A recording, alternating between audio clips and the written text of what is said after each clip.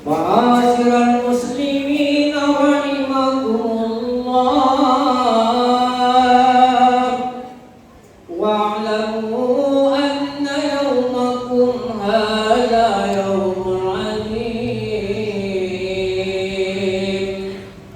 akramahullahu wa syarrafa wa man yarahu man la yawmi wa 'arafa wa rafa'u qadruhu yawma zinata wal 'id wa innahu wasbul matin qam. Qala Allah ta'ala inna a'tainaka al-kawthar wasalli lirabbika wanhar inna syani'aka huwal abtar. Wa qala an-nabiy sallallahu alaihi wasallam zali'utan kulliha fa inna sirati ma tayakum fasra'u ila salatikum. Wa idza sa'ida al-khatib 'ala al-minbar wa yakhutub wa la yatakallam ahadukum wa yaman fala takallama minkum fala sawaba lahu. Ansitu wastami'u khabaraha fi yawmil 'idil adha rahimakumullah. Ansitu wastami'u khabaraha fi yawmil 'idil adha rahimakumullah. Ansitu wastami'u khabaraha fi yawmil 'idil adha rahimakumullah la'allakum turhamun.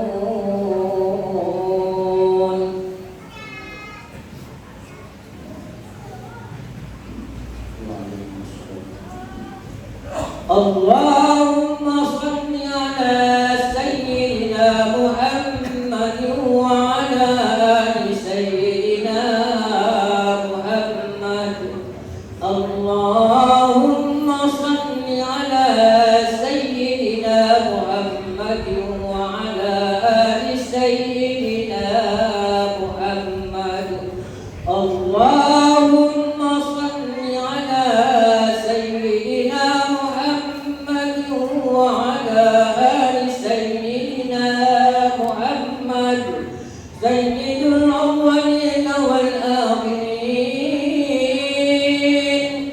Wa sallim wa radiyallahu tabaraka wa ta'ala an kulli sahabati rasulillahi ajma'in. Amin. Allahumma kabil Islam minal muslimin wal muslimat wal mu'minin wal mu'minat wansurhum 'alal ma'alikin. Rabbi ikhtim lana minka bil khair wa ya khairan nasirina bi rahmatika ya arhamar rahimin.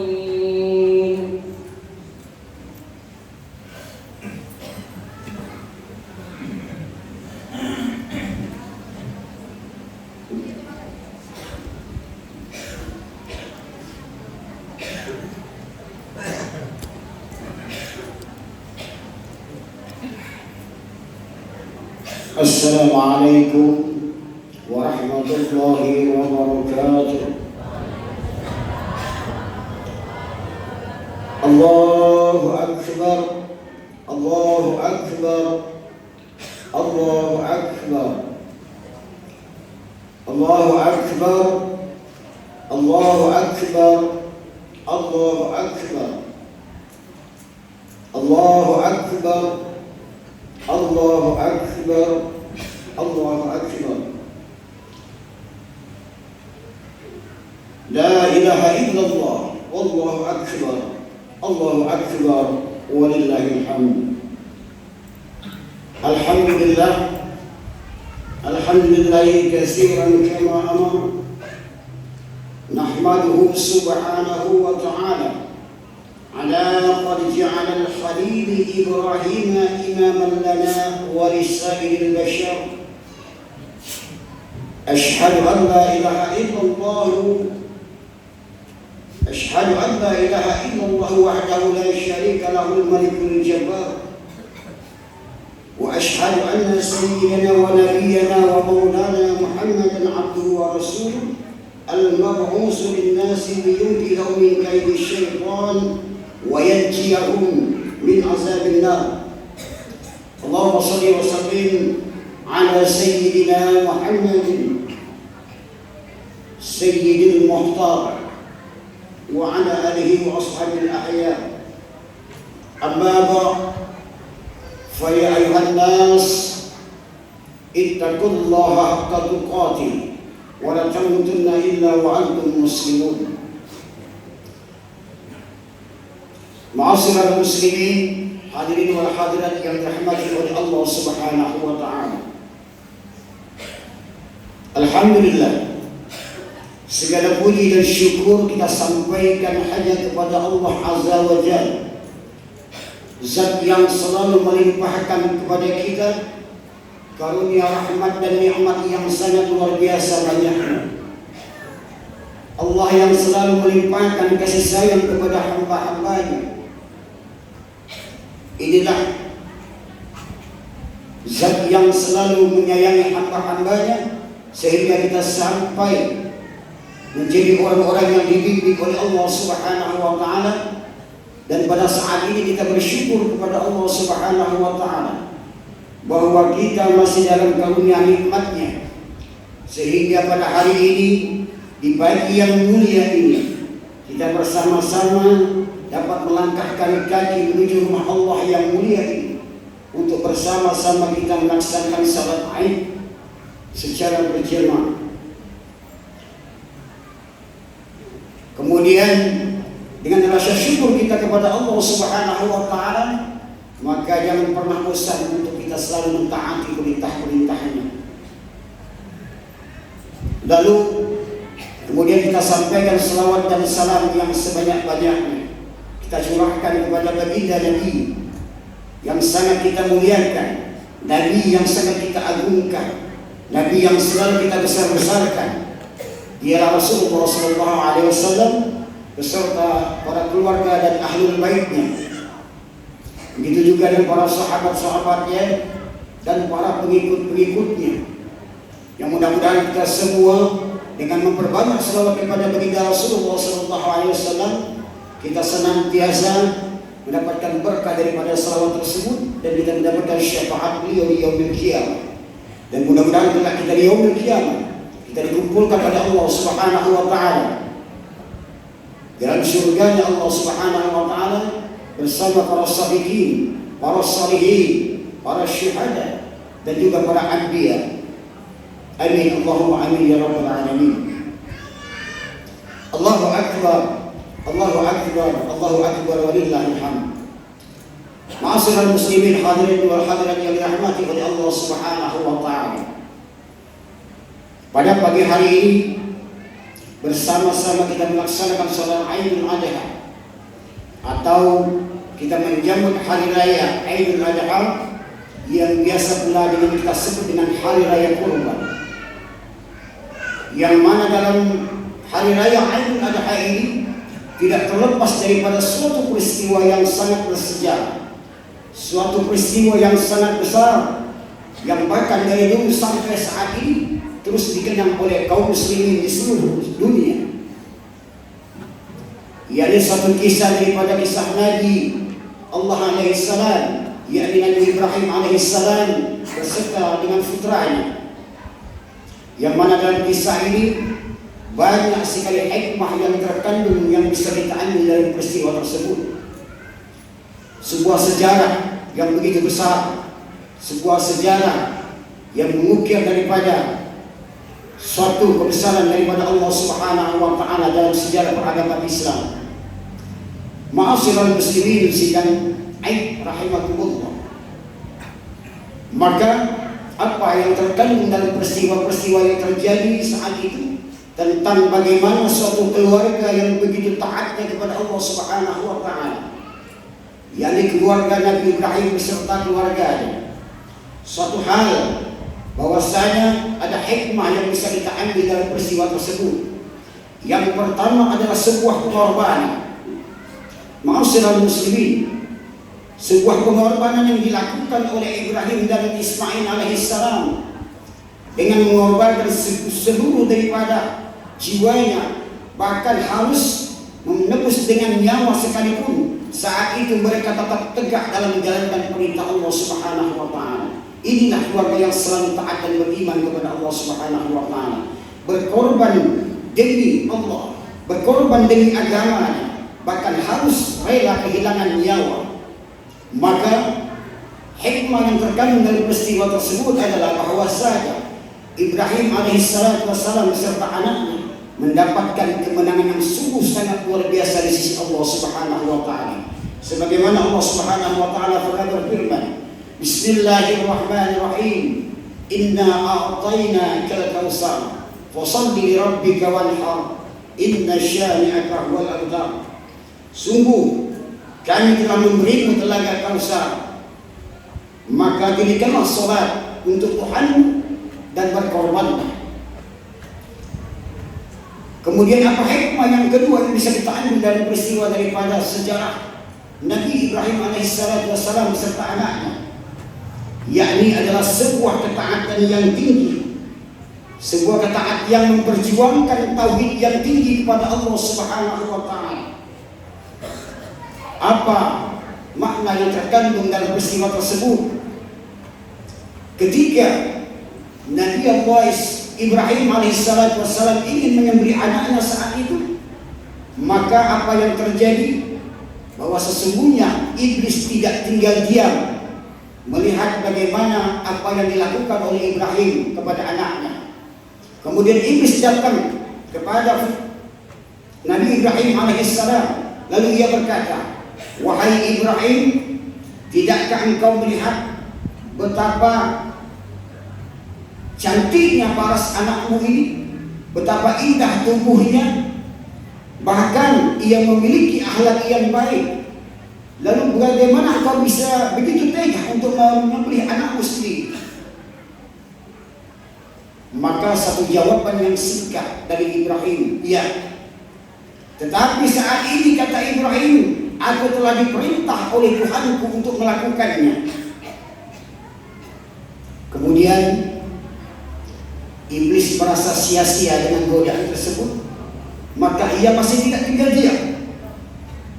Ia pergi mendatangi Siti Hajar, lalu ia berkata kepada Siti Hajar saat itu, wahai Siti Hajar, engkau saat ini duduk tenang-tenang saja.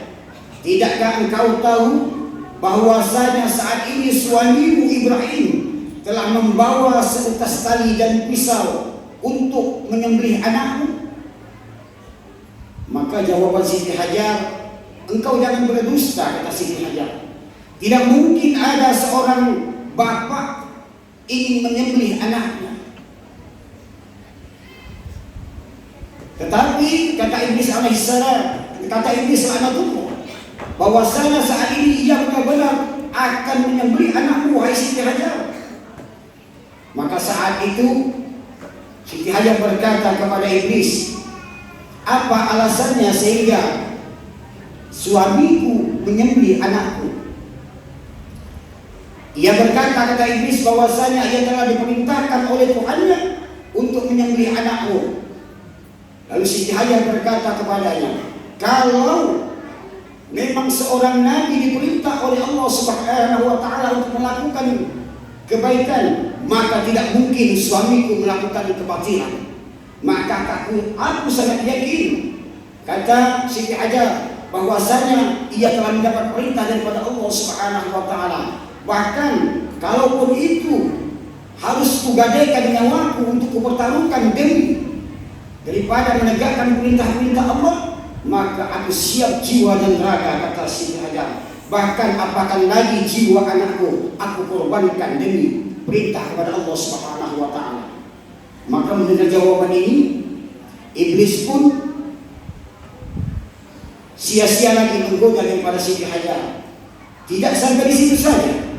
Kemudian kembali iblis mendatangi Ismail alaihissalam.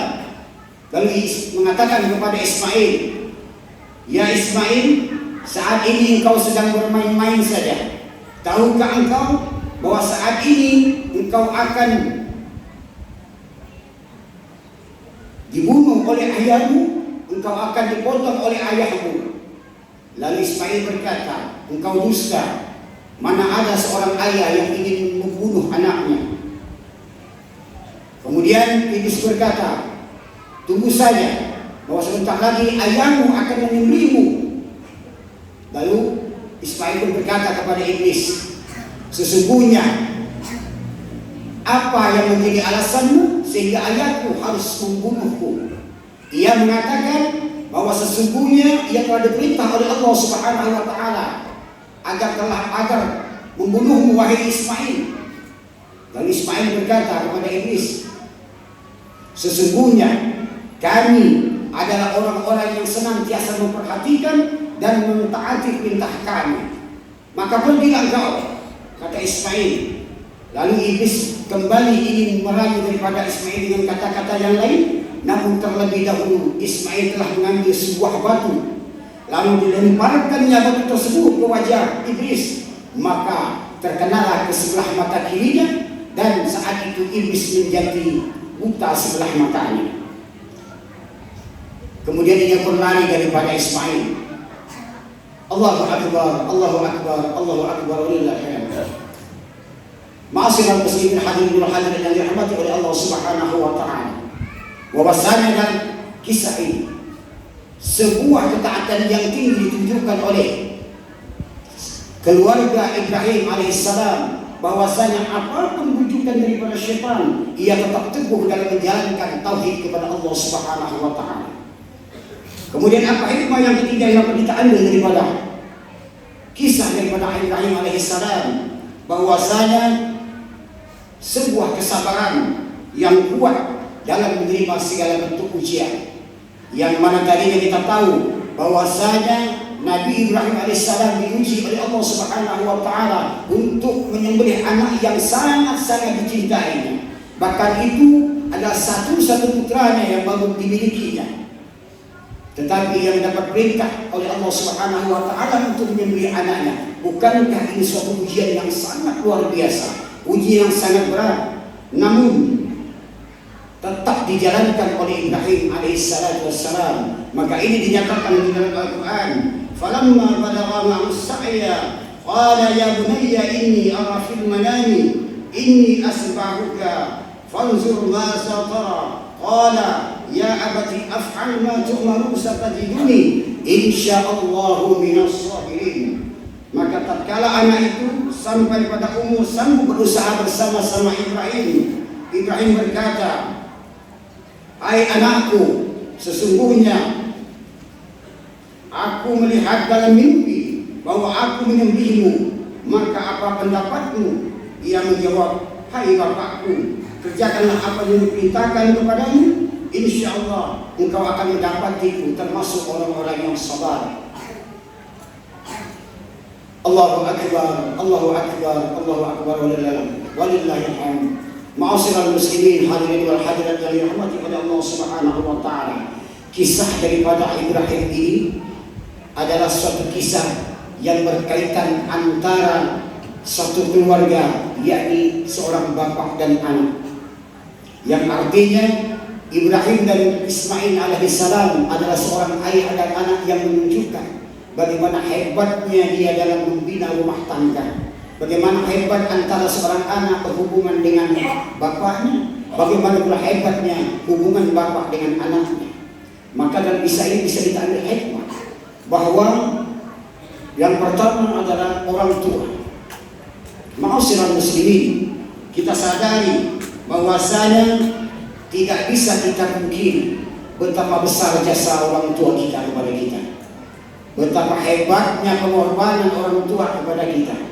Contohnya, saat seorang ibu kita saat ia melahirkan kita, sebelum kita dilahirkan, maka saat itu kita dikandung 9 bulan 10 hari lamanya. Lalu dengan rasa sakitnya ia menggendong ke sana kemari, kemudian kita dilahirkannya dengan segenap rasa sakit yang ia rasakan, bahkan tidak sedikit dari seorang ibu yang mempertaruhkan jiwa raganya demi untuk melahirkan anak-anaknya. Lalu kita dilahirkan ke dunia ini, kemudian kita diasuh oleh mereka, kita dididik oleh mereka, kita dibelai oleh mereka. Bahkan orang tua kita selalu menjaga jangan sampai anak-anaknya terjadi apa-apa padanya. Begitu pula seorang ayah yang begitu kuat di dalam pengorbanannya kepada tanggung jawab rumah tangganya. Seorang ayah kita yang memang terkadang mereka berusaha dengan sekuat tenaga. Artinya mereka mencari rezeki kemana-mana hanya semata-mata untuk mencukupi kebutuhan keluarganya, hanya semata-mata untuk mencari rezeki demi untuk anak dan istrinya. Bahkan terkadang ayah kita tidak pernah memperhatikan bagaimana rasa sakit yang ia derita saat mencari uang. Terkadang sampai di usia yang sudah senja pun ia tetap bekerja untuk demi anak-anaknya. Inilah sebuah pengorbanan yang luar biasa orang tua kepada anak-anaknya. Lalu apakah di masa tua mereka bisa mendapatkan kebahagiaan? Ada yang mendapatkan kebahagiaan karena anak-anaknya, tetapi tidak sedikit pula, bahkan banyak sekali orang tua yang di masa tuanya jangankan mendapatkan kebahagiaan dalam hidupnya, tapi malah semakin menjadi beban dalam dirinya. Karena apa? Ketika masa tua yang seharusnya orang tua kita, ia harus hidup senang, ia harus bisa hidup santai-santai dan beribadah kepada Allah, tetapi menjadi beban, bahkan menjadikan beban dalam dirinya akibat daripada ulah kita sebagai anaknya. Contohnya, ada anak yang tidak mau patuh kepada orang tuanya, maka ini beban bagi mereka. Kemudian ada pula anak yang senantiasa selalu bertengkar kepada orang tuanya, ini juga menjadi beban kepada mereka. Bahkan ada anak yang selalu memaksakan kehendak orang tuanya, sementara orang tua tidak mampu memenuhi kehendak anaknya. Ini juga menjadi beban kepada dirinya.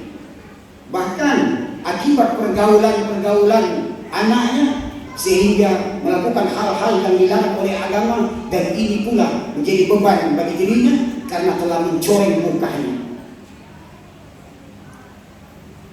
Kemudian setelah kita menikah pun bahkan kita masih saja membebani orang tua kita, di mana orang tua kita ingin bahwasanya setelah kita berhasil kita menikah, mereka minta perhatian kepada anak-anaknya, tapi terkadang anak tidak memperhatikan dan tidak memperdulikan orang tuanya, dan ini kembali menjadi beban kepadanya. Bahkan dia berharap bahwa anaknya dapat mengulurkan bantuan kepadanya, karena di masa-masa tuanya terkadang dia tidak lagi mampu untuk bekerja, tapi harapannya tetap hampa, menjadi beban bagi dirinya saat itu. Kemudian setelah kita menikah, bahkan dari istri kita atau suami kita sebagai menantunya juga terkadang-kadang menjadi satu beban bagi orang tua kita. Karena apa? Karena ada menantu yang memang terkadang tidak suka kepada orang tua, lalu menantu tersebut kalau bertemu dengan orang tua tersebut selalunya ingin marah, selalunya ingin membenci kepada mertuanya. Ma'asyiral muslimin, ketahuilah bahwasanya sejahat apapun yang kita lakukan kepada orang tua kita, tapi satu hal yang perlu kita ingat, bahwa mereka tidak pernah mendoakan kita kepada keburukan. Satu hal yang harus kita ingat, kalaupun kita banyak berbuat dosa kepada orang tua kita, sebagai orang tua pasti memaafkan kepada anak-anaknya. Tidak pernah ada orang tua yang tidak mau memaafkan kepada anak-anaknya. Tetapi kita ingat pula bahwa seandainya kalau ada orang tua yang tidak mau memaafkan anaknya, maka ketahuilah anak ini tidak akan pernah mendapatkan kebahagiaan apapun, baik di dunia ini bahkan di akhirat nanti. Sebab ridallahi fi ridho walidain, ridho Allah tergantung ridho orang tua. Sakatallahi sakata walidain, dan murkanya Allah juga tergantung murkanya orang tua. Maka sebagai anak kita harus ingat, ingin bahagia dalam hidup kita, maka junjung tinggi dan hormati orang tua. Yang saat ini jangan kita bebankan kepada mereka tentang hal-hal yang tidak penting bagi mereka. Yang harus kita ingat pula, bahwasanya terkadang mereka merasakan kesedihan dalam hatinya, namun mereka tidak bisa berbuat apa-apa. Yang ada dalam benaknya, bagaimana bisa mengubah keadaan ini. Tapi sesungguhnya keadaan ini tidak akan lagi berubah kalau anaknya sudah menikah. Bahkan anak tidak memperdulikan, sulit untuk dirubah. Dan ini memang terjadi kepada kehidupan kita. Dan yang satu hal lagi yang harus kita ingat, Bapak Ibu sekalian yang dirahmati oleh Allah Subhanahu wa taala. Saat ini kalau kita memang sudah tua, kita sudah tidak mampu merubah keadaan-keadaan seperti itu, maka satu hal yang harus kita perbuat, tidak lain dan tidak bukan, berbanyak beribadah kepada Allah. Siapkan diri kita di masa tua kita untuk kita beribadah kepada Allah Subhanahu wa taala, karena inilah sebuah bekal yang harus kita persiapkan ketika nanti kita menghadap kepada Allah Subhanahu wa taala. Jadi jangan kita bebani dengan pikiran kepada anak-anak kita lagi. Biarkan saja itu, kita bertawakal saja, kita bersabar saja. Mudah-mudahan Allah senantiasa memberi kebaikan kepada mereka. Dan yang harus kita lakukan saat ini beribadah, karena beribadah adalah sebuah tempat bagi kita untuk mengadu kepada Allah Subhanahu wa taala. Dan kalau kita terus membebani pikiran kita dengan anak-anak kita, maka yang harus kita ingat, penyakit akan timbul dalam diri kita karena kita selalu berpikir dan berpikir, maka ini akan menjadi sebuah mudarat kepada diri kita. Kemudian tentang anak pula, wahai anak-anakku sekalian, kalian harus ingat bahwasanya betapa besar jasa orang tua kalian kepada kalian. Tidak bisa kalian pungkiri bahwa sesungguhnya orang tua adalah mempunyai peranan yang sangat luar biasa dalam kehidupan ini. Di mana dahulu kita dikandung, kita dilahirkan dengan sangat-sangat menyakitkan oleh ibu kita. Bahkan kita terus diasuh oleh mereka dengan belayan kasihnya. Bahkan saat kita sakit pun saat itu orang tua kita merasakan sakit seperti anaknya. Kalau orang tua melihat anaknya sakit, ia ikut merasakan pula sakitnya. Terkadang terbetak dalam hatinya, ia berkata, wahai Tuhanku, jangan kau timpakan sakit ini kepada anakku, tetapi berikanlah kepada dia biar aku menanggung siksa dan derita ini. Bayangkan Bapak Ibu sekalian, begitu besar pengorbanan yang dilakukan oleh orang tua kita, bahkan ia tidak sedikit pun rela melihat anaknya celaka. Ia tidak mau melihat anaknya menderita, biarkan ia menderita. Ini hebatnya pengorbanan orang tua kita. Begitu pula sang ayah yang senantiasa berusaha mencari uang demi mencukupi keluarganya, mencari uang dengan sekuat tenaganya, bahkan tidak memperdulikan siang dan malam, dia terus berusaha demi untuk mencari uang. Untuk apa? Untuk keluarganya. Untuk apa? Untuk menyekolahkan anaknya sampai anaknya berhasil, sampai anaknya menjadi orang yang sukses. Tapi apa yang kita lakukan kepada mereka? Ma'asyiral hadirin wa hadirat yang dirahmati Allah, sebesar apapun yang pernah kita buat di dalam kita mengorbankan diri kepada orang tua, tidak akan pernah terbalaskan atas jasa yang sudah mereka perbuat kepada kita. Maka daripada itu, saya mengingatkan kepada hadirin wal hadirat yang dirahmati oleh Allah Subhanahu wa taala, satu hal kepada anak-anakku sekalian, jangan kalian berbuat kasar kepada orang tua kalian. Mohon maaf Bapak Ibu sekalian yang dirahmati oleh Allah, saat ini banyak terjadi yang mana kalau kita bertemu kepada teman kita, kalau kita bertemu kepada orang lain, kita menunjukkan sikap ramah yang luar biasa, kita menunjukkan sikap sopan santun yang luar biasa. Tetapi kenapa dengan orang tua kalian tidak pernah bersopan santun kepadanya? Tetapi kenapa dengan orang tua kalian selalu mengeraskan suara kalian kepadanya. Bukankah saat ini kalian tahu tidak ada yang lebih mulia yang ada pada diri kita kecuali orang tua kita? Sadarkan ini. Siapa yang lebih mulia daripada orang tua kita? Tidak ada. Mereka yang lebih mulia untuk kita. Kalian kepada orang lain patuh, sopan dan sebagainya, tetapi dengan orang tua kalian meninggikan suara kalian. Bahkan kalian selalu bertengkar kepada orang tua kalian. Sadar. Kalian tidak akan pernah bahagia dalam hidup kalian kalau seperti ini. Kemudian saya ingatkan lagi kepada anak-anak sekalian, bahwasanya jangan kalian pelit terhadap orang tua kalian. Yang terjadi lagi saat ini, bahwasanya kita kalau bertemu dengan kawan-kawan kita bertemu dengan orang-orang lain, bahkan kita tidak segan-segan untuk menghabiskan uang-uang kita untuk membelanjakan kepada teman-teman kita. Tetapi apa yang terjadi kepada kita dengan orang tua kita? Ketika memberi 10.000 saja, bahkan kita harus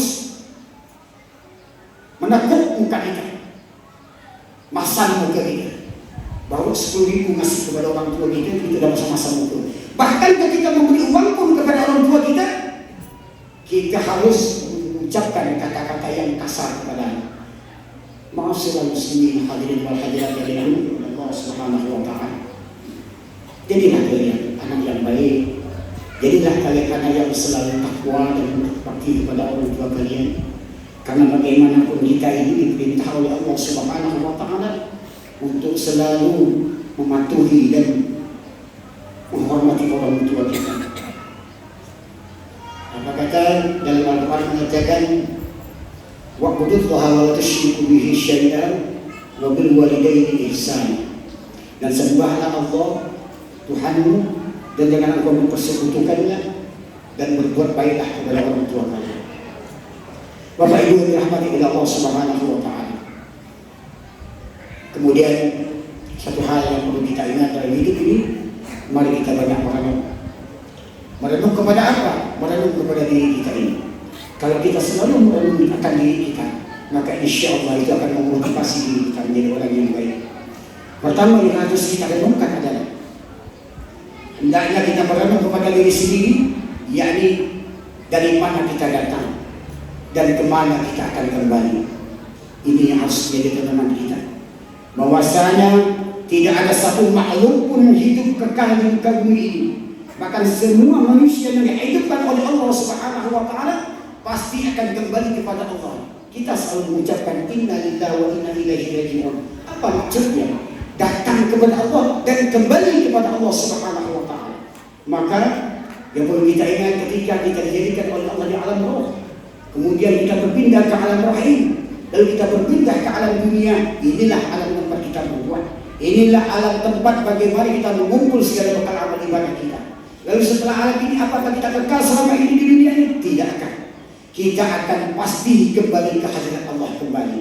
Maka tidak ada satupun yang kekal, tidak ada satupun yang abadi. Maka kita harus ingat, kalau sesuatunya akan kembali kepada Allah, ingatlah, persiapkan diri kepada Allah Subhanahu wa ta'ala, yang mana Allah pasti memberikan kepada kita satu sebab kematian, karena kita tidak akan bisa menghindar daripada kematian. Maka daripada itu, ma'asyiral muslimin hadirin wa hadirat yang dirahmati oleh Allah Subhanahu wa ta'ala, Allah Subhanahu wa ta'ala berfirman, Allah yatawaffal anfusa hina mautiha. Allah lah yang mematikan seseorang dengan waktu kematiannya. Jadi hal kematian ini kita tidak pernah tahu kapan dan di mana saya. Semua kita pasti akan mati. Entah sebab dengan apa kita juga tidak pernah tahu. Bahkan kematian tidak pernah memandang usia. Apakah itu usia muda? Apakah itu usia tua? Maka ini sebagai renungan kepada kita. Kemudian mari kita merenung pula yang kedua, bahwasanya Allah Subhanahu wa ta'ala memberikan satu kehidupan kepada kita. Allah Subhanahu wa ta'ala telah memberikan kita nikmat kehidupan. Apa yang sudah kita lakukan dalam kehidupan ini?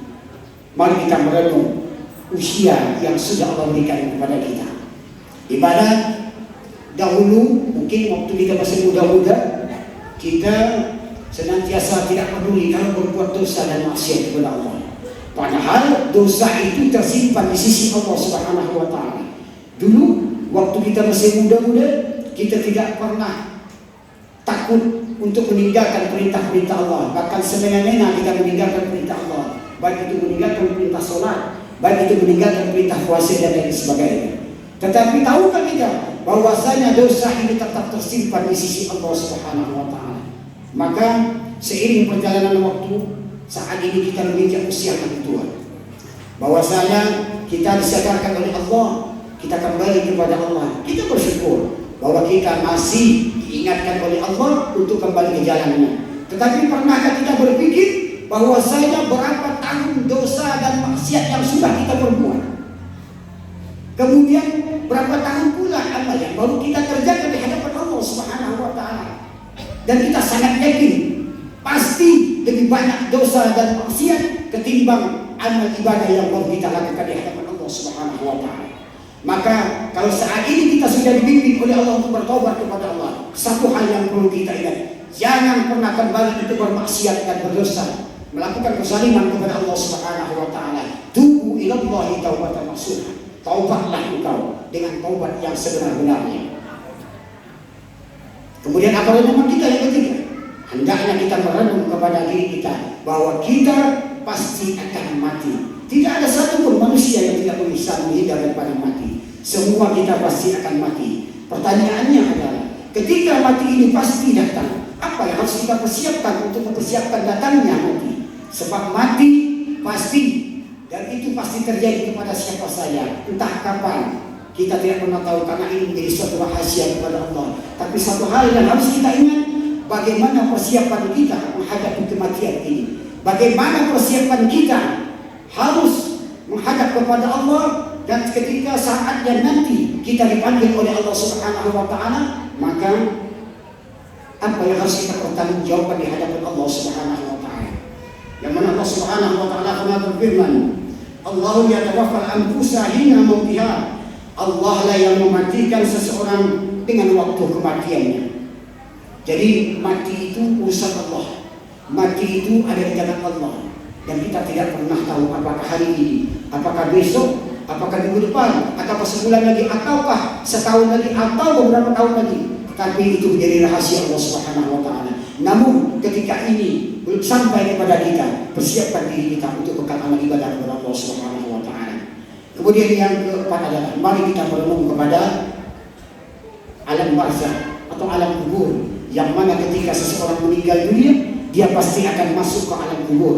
Alam barzakh adalah alam terakhir di dunia dan alam pertama di negeri akhirat.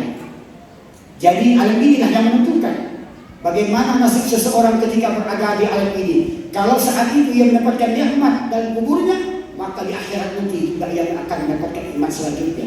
Kalau di alam kuburnya ia mendapatkan penderitaan dan azab daripada Allah, maka selanjutnya di akhirat ia juga akan mendapatkan azab daripada Allah Subhanahu wa Ta'ala.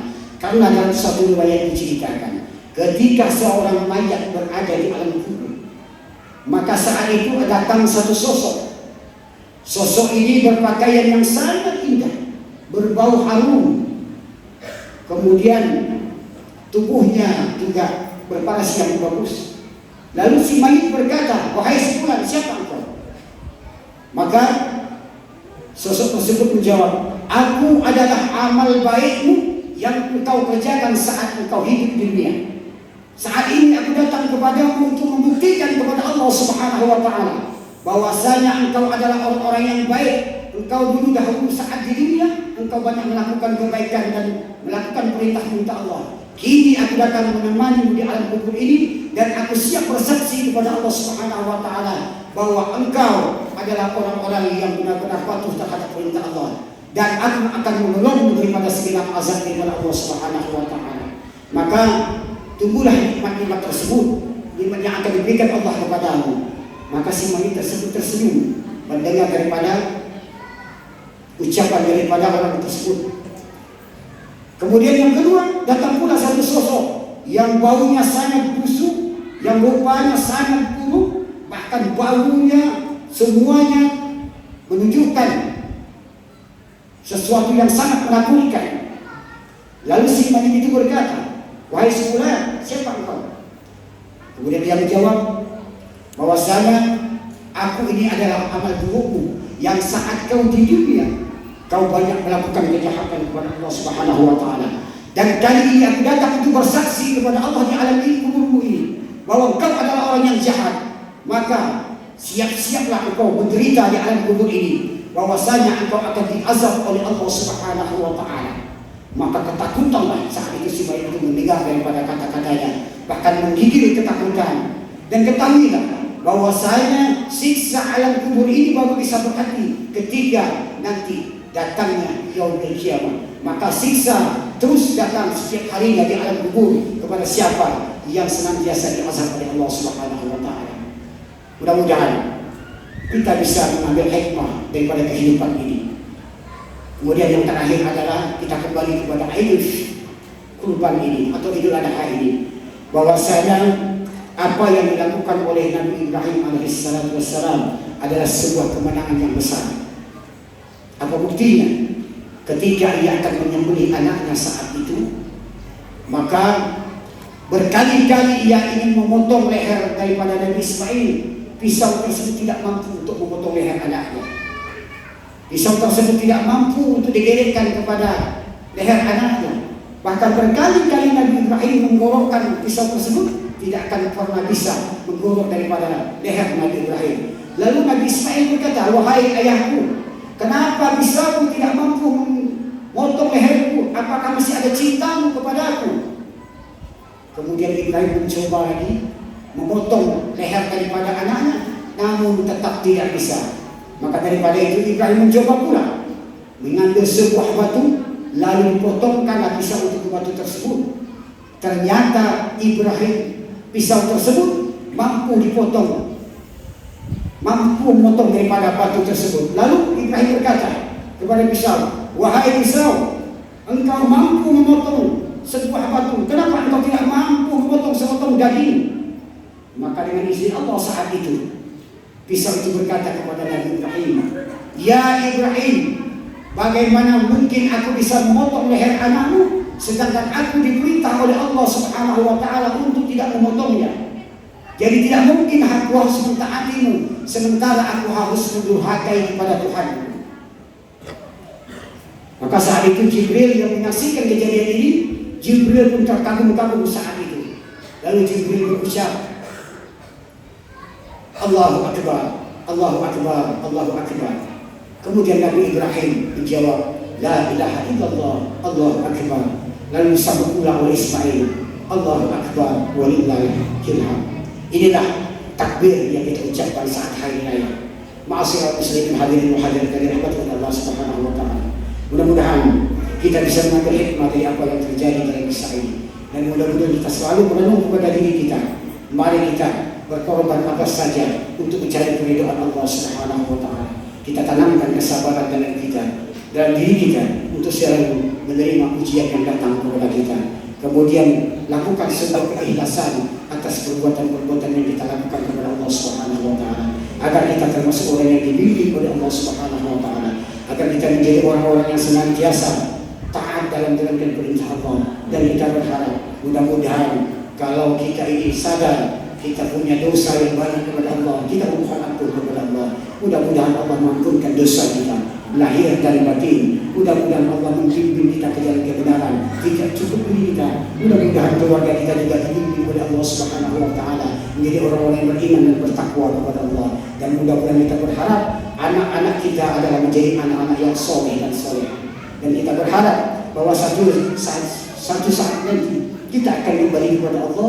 Kita mohon maaf kepada Allah bahwasanya ketika nanti kita dipanggil oleh Allah, kita dalam keadaan syafaatul maut, kita minta kepada Allah bahwasanya mudah-mudahan kita mati dalam keadaan beriman kepada Allah Subhanahu wa taala, mati yang mendapatkan husnul khatimah. Amin Allahumma amin ya rabbal alamin. Aku li qauli hadza wa astaghfirullahaladzim wa lakum wa li sa'iril muslimin wal muslimat wal mu'minin wal mu'minat fastaghfiruhu innahu huwal ghafurur rahim. Allahumma salli ala sayyidina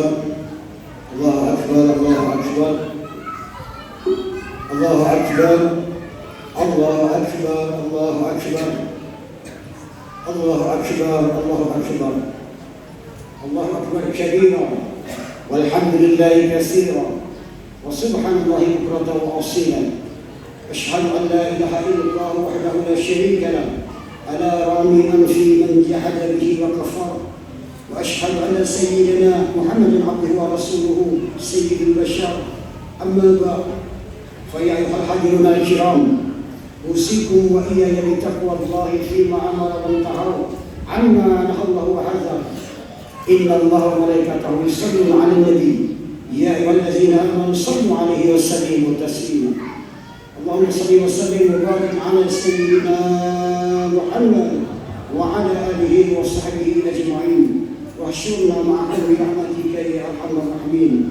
اللهم أعز الإسلام والمسلمين ودمر أعداء الدين يا الله ya Tuhan kami, Engkau yang Maha memberi, Engkau yang Maha kasih sayang ya Allah.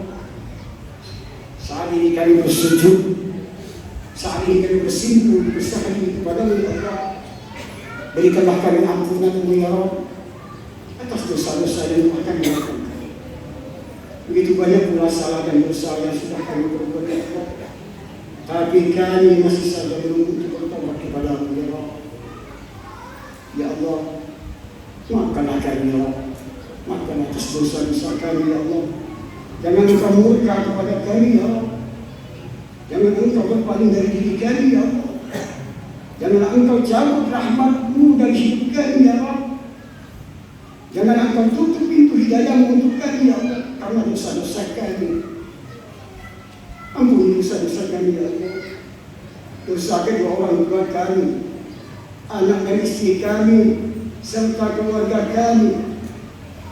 Ya Allah, ya Allah, selamatkan kedua orang tua kami. Apakah mereka yang masih hidup ataukah mereka yang sudah tiada ya Allah? Kalau mereka yang sudah tiada ya Allah, maka lapangkan kuburnya ya Allah, berikan nikmat-Mu kepadanya ya Allah, jadikan kuburnya merupakan raudhatun min riyadil jannah. Kami mohon kepada-Mu ya Allah. Allahumma ya Allah, kami mohon kepada-Mu ya Allah, jadikan kami anak yang selalu berbakti. Ya Allah, ya Allah, jika saat ini ada keluarga kami yang terbaring sakit, mungkin mereka mengharapkan daripada kesembuhan atas penyakitnya ya Allah. Tetapi kami mohon kepada-Mu ya Allah, Engkaulah yang Maha Penyembuh. Walaupun mereka memakan berbagai jenis obat, itu bukanlah obat bagi mereka. Yang sesungguhnya obat bagi penyakitnya yang terbaring saat ini ya Allah, dan kesedihannya hanyalah keridhaan-Mu, hanyalah obat-Mu yang datang daripada-Mu dengan kasih sayang-Mu ya Allah. Itulah obat yang sesungguhnya. Maka seandainya ada keluarga kami yang masih belum sembuh dari penyakitnya ya Allah, Kau sembuhkanlah ya Allah. Mudah-mudahan mereka kembali bisa beraktivitas sebagaimana biasanya ya Allah. Allahumma ya Allah, kami mengharapkan pertolongan-Mu ya Allah.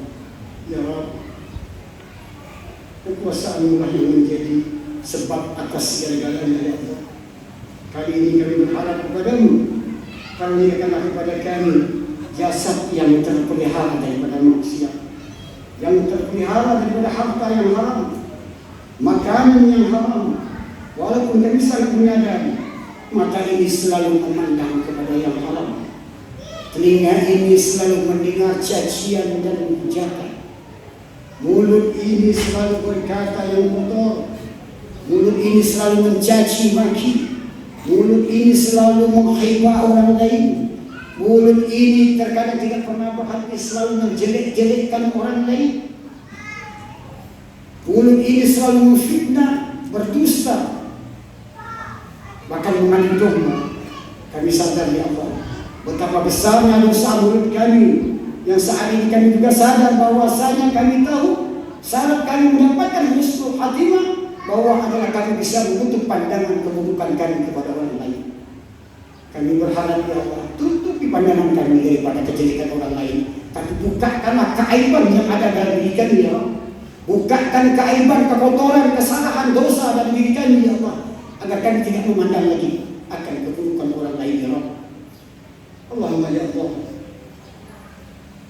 Begitu juga kepada tangan kami ya Allah yang selalu melakukan perbuatan yang haram.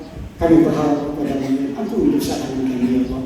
Kaki ini juga selalu melangkah ke tempat yang haram yang tidak Kau ridhoi.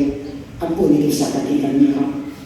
Maka kami berharap ampunan ini adalah sebuah harapan kami kepada-Mu ya Allah. Engkau bisa mengampuni dosa-dosa kami. Kami sadar ya Allah, kami tidak sempurna.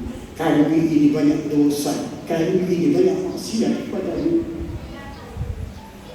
Tapi harapan kami bahwasanya kami menjelang nanti ketika disebut kami mati, Engkau sudah mengampuni dosa-dosa kami ya Allah. Ampuni kami ya Allah.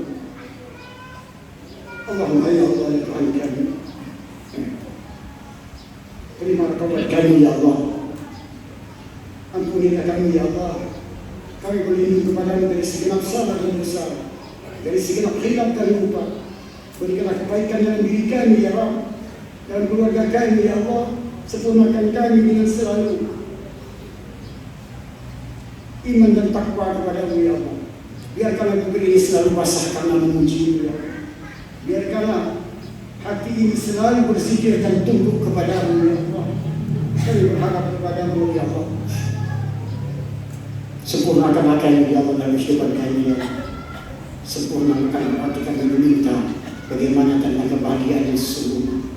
Tetapi kami berharap bahwa kami bisa mendapatkan ketenangan lahir dalam diri kami, ketenangan batin dalam jiwa kami, sehingga kami damai dalam diri kami ya Allah.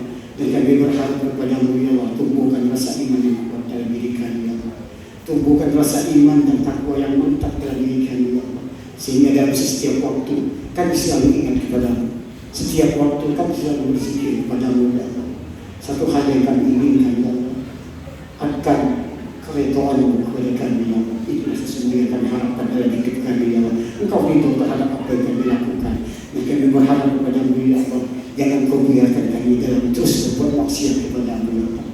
Dan kami berharap satu hal lagi kepada-Mu ya Allah, bahwa satu saat nanti ketika kami mati, matikanlah kami dalam keadaan beriman ya Allah. Matikan kami dalam keadaan mendapatkan husnul khatimah, mati dalam keadaan akhir yang baik ya Allah. Inilah yang kami harapkan daripada-Mu ya Allah, di pagi yang mulia ini, di pagi yang penuh berkah ini. Mudah-mudahan Engkau mengampuni kami, mudah-mudahan Engkau mengabulkan segala hajat dan doa kami ya Allah. Kami orang-orang yang lemah, kami orang-orang yang baik, hanya kepada-Mu kami meminta, dan hanya kepada-Mu ya Allah kami mohon pertolongan. Amin Allahumma amin ya rabbal alamin. Allahumma ya Allah. Sekali lagi kami berdoa dengan doa yang terbaik adalah doa yang kami selalu bacakan dalam doa setiap kami sholat. Rabbana atina fid dunya hasanah wa fil akhirati hasanah wa qina azabannar. Walhamdulillahi rabbil alamin. Ibadallah, innallaha ya'muru bil 'adli wal ihsan wa ita'i dzil qurba wa yanha 'anil fahsya'i wal munkari wal baghi ya'izukum la'allakum tadhakkarun. Fadhkurullaha yazkurkum was'aluhu min fadlihi yu'tikum wa la zikrullahi akbar. Allahu akbar, Allahu akbar, Allahu akbar, Allahu akbar, Allahu akbar, Allahu akbar, Allahu akbar, Allahu akbar, Allahu akbar, Allahu akbar, Allahu akbar, walillahil hamd.